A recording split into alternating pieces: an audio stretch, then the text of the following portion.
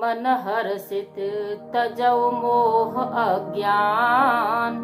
धर्म सुयस नृप तुम कह इनका अति कल्याण। सियावर रामचंद्र की जय, पवन सुत हनुमान की जय। हे राजन, मोह और अज्ञा को छोड़कर प्रसन्न चित्त से दीजिए। इसमें धर्म की रक्षा के साथ साथ तुम्हें बड़ा यश होगा और इनका भी अत्यंत कल्याण होगा।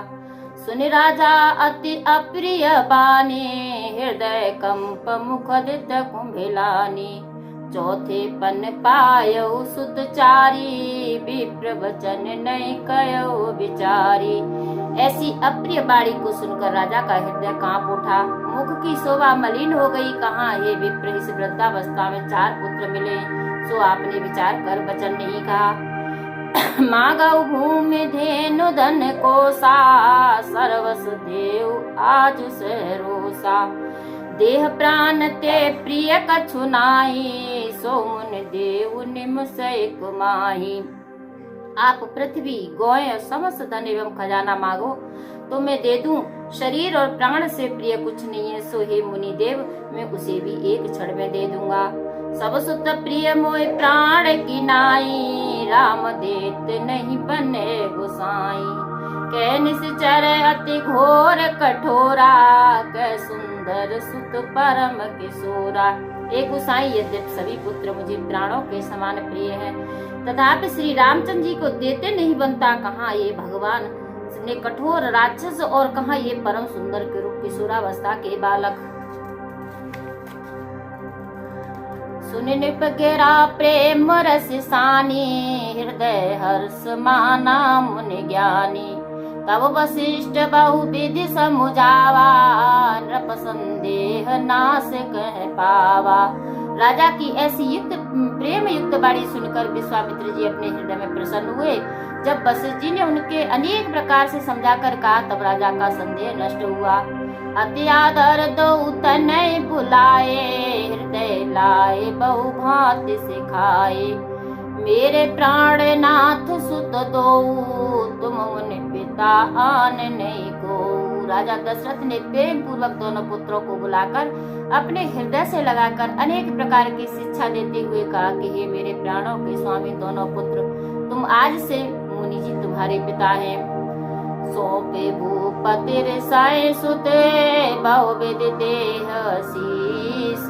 जननी भवन गए प्रभु, चले नाय पद शीस। सियावर रामचंद्र की जय, पवन सुत हनुमान की जय। फिर पुरुषों में से रूप दोनों वीर मुनि का भय दूर करने के लिए प्रसन्न मन से उनके साथ चले, जो कृपा के सागर और बुद्धि वाले तथा समस्त संसार के कारण स्वरूप और रचयिता है।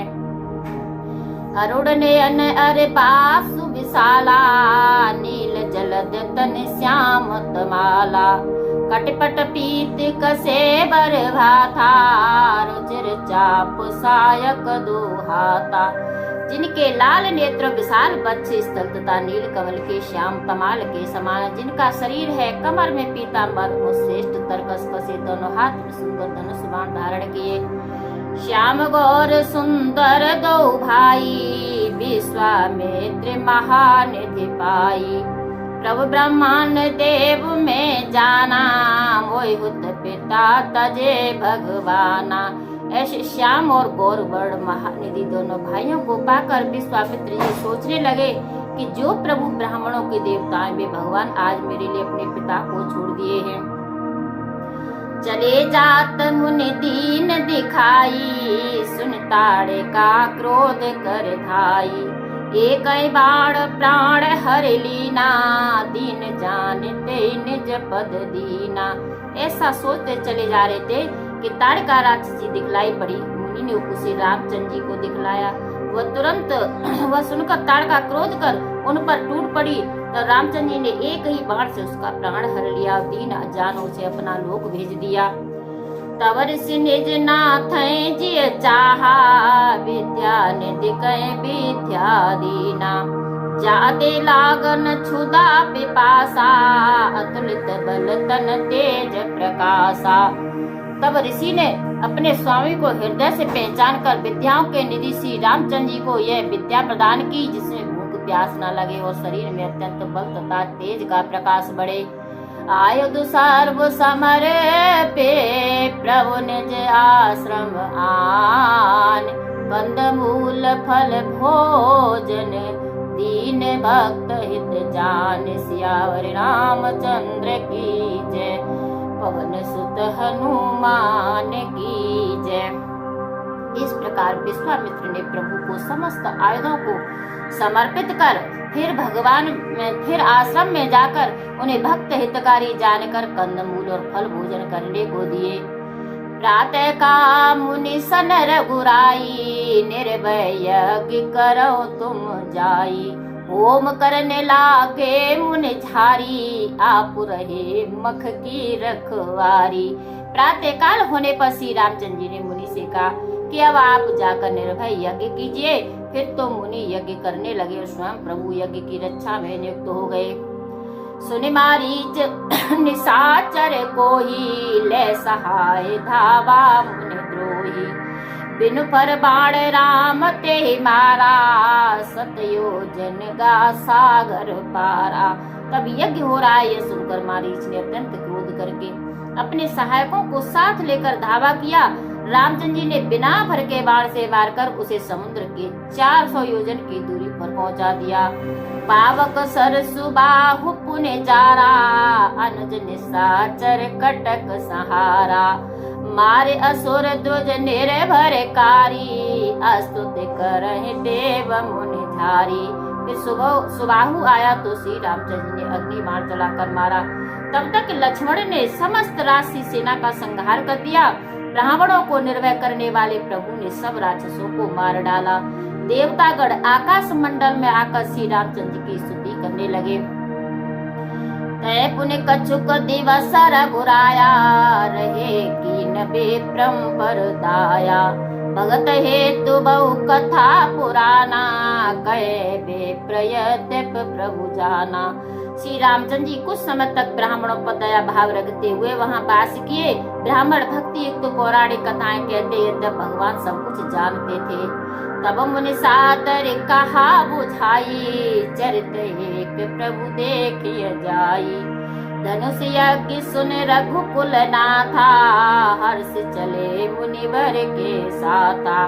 तब मुनि ने प्रेम पूर्वक समझा कर कहा कि हे प्रभु, अब आगे चलकर एक चरित्र तो देखिए कि धनुष युग की बात सुनकर रघुकुल के स्वामी श्री रामचंद्र जी प्रसन्न हो विश्वामित्र जी के साथ चले।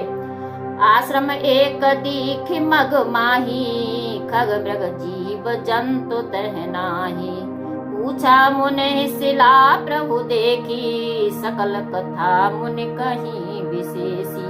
मार्ग में एक आश्रम दिखाई पड़ा जहाँ खग मृग पशु पक्षी कोई नहीं था, केवल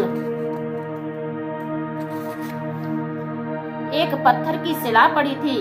तब उसको देखकर श्री रामचंद्र जी ने जो पूछा तो मुनि ने उसकी सारी कथा कह सुनाई।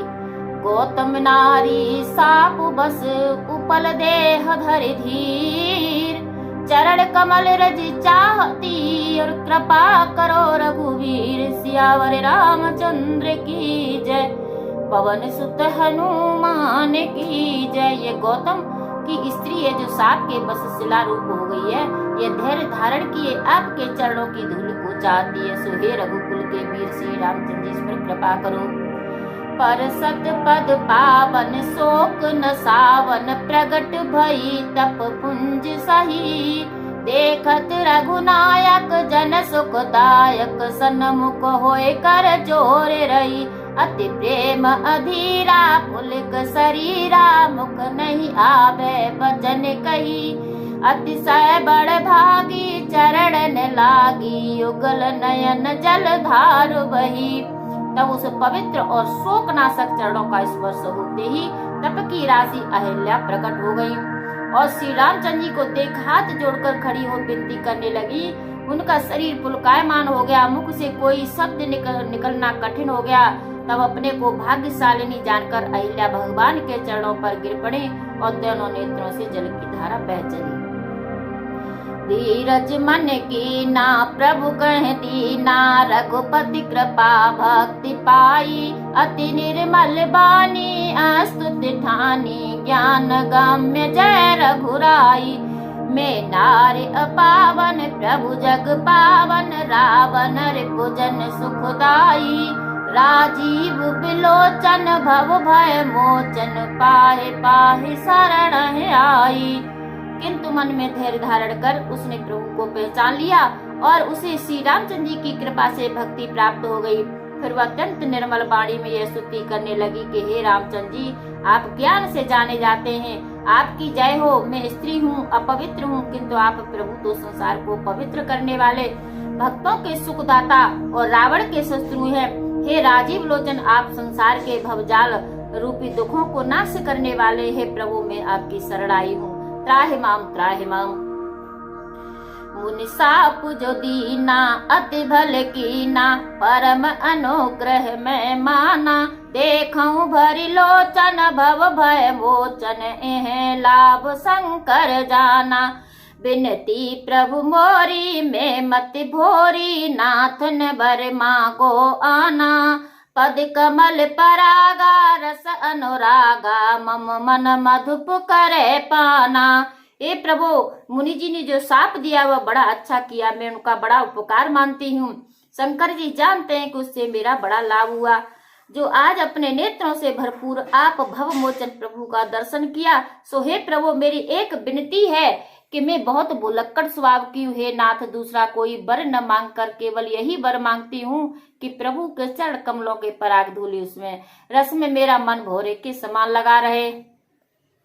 जे पद सुर सरता परम पुनीता, प्रगट भई शिव शीस धरी, सोई पद पंकज जय पूजत, अज मम सिर धरे कृपालो हरि। यही भांति सिधारी गौतम नारी, बार बार हरि चरण परी, जो अति मन भावा सोवर पावा, गए पति लोक आनंदवरी। जिन चरणों से परम पवित्र श्री गंगा जी प्रकट हुई हैं, कि जिसे शिव जी अपने सिर पर धारण किए रहते हैं, और जिस चरण कमल को ब्रह्मा जी पूजते हैं, उसी को कृपालु भगवान ने मेरे सिर पर रखा है। जिसे भांति बारंबार भगवान के चरणों पर सिर धर के गौतम ऋषि की पत्नी अहिल्या चली, तब जो उनके मन को अत्यंत अच्छा लगा वही वर पाया, और आनंद से पूर्ण होकर वह अपने पति के लोक में चली गई।